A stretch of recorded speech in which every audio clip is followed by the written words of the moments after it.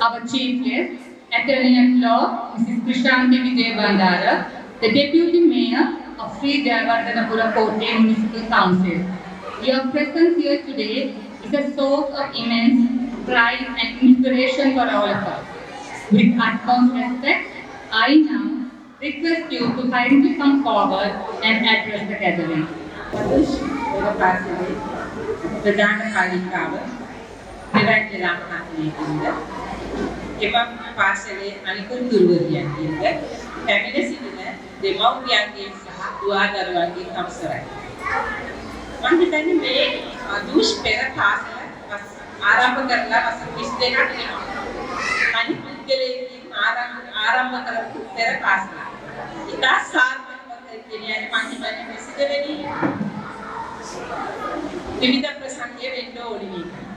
දැන් අනිත් පුද්ගලයන් විසින් ආරම්භ කරලා තියෙන මෙම විවිධ ප්‍රසංගී ඉතිහාසය. ඔබේ සෙකරපුර ගැන කතා කරනකොට ඒක හරි අමුතු අත්දැකීමක්. විවිධ ජාති, විවිධ ආගම්, විවිධ කලාතුරක වල පුද්ගලයන් ජීවත් වන ගමක් මේක. මම හිතන්නේ සංවේදී විශේෂයෙන්ම හරි සංවේදී පුද්ගලයන් ජීවත් වෙන ගමන. මාත්ලේකදී දැන් වසර දෙකකට විතර කාලයකට තිස්සේ මේ ජනතාව එක්ක ජීවත් වෙනවා. ඒගොල්ලෝ හරි සංවේදී පුද්ගලයෝ. හරි අත්දැකීමක් මහත්මීක. මොකද මේගොල්ලෝ මේ පුඩා වපසතියක් ඇතුලේ ඉන්න කට්ටියක්. මම හිතන්නේ මේගොල්ලෝ ඔක්කොම එකපොතුයි. හරි එකපොතුව වැඩ කරන කට්ටියක්. මම පහුගිය දවස්වල දැක්කා ස්වභාවික විපත වෙලාවේ කැමුවෙන් වෙලාවේ කට්ටියම ඇවිල්ලා ඒකට සහභාගී වුණා. හරිම සහයෝගයෙන් වැඩ කරන නිසා. ඔව් මට දෙමව්පිය ගැන පොඩ්ඩක් කතා කරන්න ඕනේ. මේ ප්‍රදේශයේ ඉන්න දරුවෝ විවිධාකාර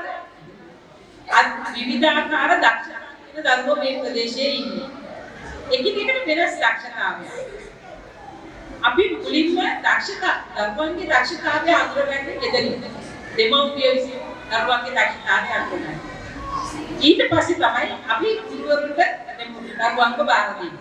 ඊට පස්සේ ගුරුවරු තමයි දරුවන්ගේ දක්ෂතාවය අඳුරගන්නේ. ගුරුවරු දක්ෂතාවය වැඩි දියුණු කරනවා. ඒකින්ද මේ දරුවෝ අපේ අනාගතයේ ජීවනාලිය තමයි මේ දරුවෝ. අර අපේ ලෝරන්ස් මහත්තයා කිව්වා වගේ නගරාධිපතිපතිනියක් වගේම රටේ ජනාධිපතිතුමා හරිය වෙන්නත් පුළුවන් මේ ප්‍රදේශයේ. අපි දන්නේ ඒ තරමට දක්ෂතා තියෙන දරුවෝ ඉන්නේ.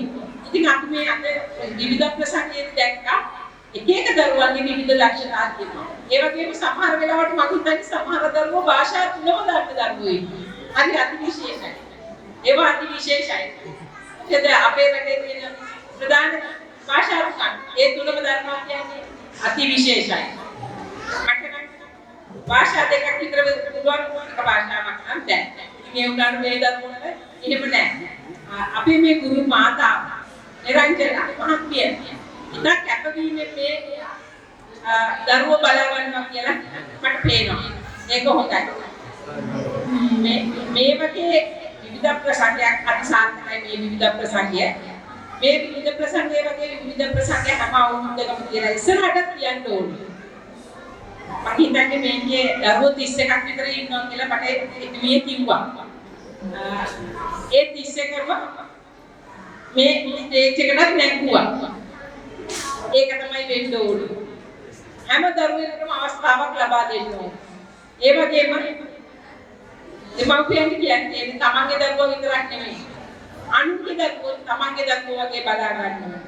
එතකොට තමයි සංවේදී පුද්ගලයෙක් බිහි වෙන්නේ. සංවේදී පුද්ගලයෙක් බිහි වුණොත් තමයි රටක් ලස්සන වෙන්නේ. අනුන්ගේ හිතන්න පුරුදු කරන්න ඕන අපි හැමතිස්සෙම. තමන්ගේ දරුවා පළවෙනිය කරන්නේ නෙමෙයි පුරුදු කරන්න ඕන. අනුන්ගේ දරුවා එක්ක හැමතිස්සෙම නැගිටින්න තමයි පුරුදු කරන්න ඕන. ඒක තමයි අපිට අඩු වෙලා තියෙන්නේ මේ රටේ. අපි ඒක කරමු. අපිට පුළුවන්. මේ දෙමව්පියෝ ඒ සඳහා කැප වෙලා ඉන්නවා. උදේ ඉඳලා මෙතන ඉන්නේ ගොඩක් කැප වෙලා. මම ඒක අගය කරනවා. ඒ වගේම අපි ඉස්සරහට මේක කරගෙන යමු. එතුමියට යම් කිසි සහයෝගයක් නගර සභාව වෙනුවෙන් අවශ්‍ය නැහැ. අපි ඒකත් කරන්න සැදී පැහැදී ඉන්නවා.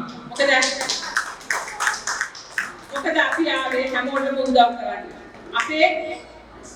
අපේ අරමුණු හරි වෙනස්. වෙන රටවල වගේ නෙමෙයි.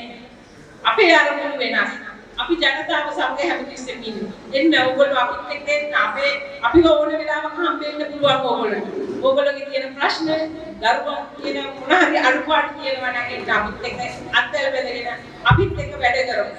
ඉතින් මෙතුමියගේ මේ වැඩසටහන කරගෙන යන්න මේ මෙතුමියගේ පෙරපාසල තව දුරටත් දියුණු කරගෙන යන්න වාසනාවදායී ලැබේවා කියලා මම ප්‍රාර්ථනා කරනවා.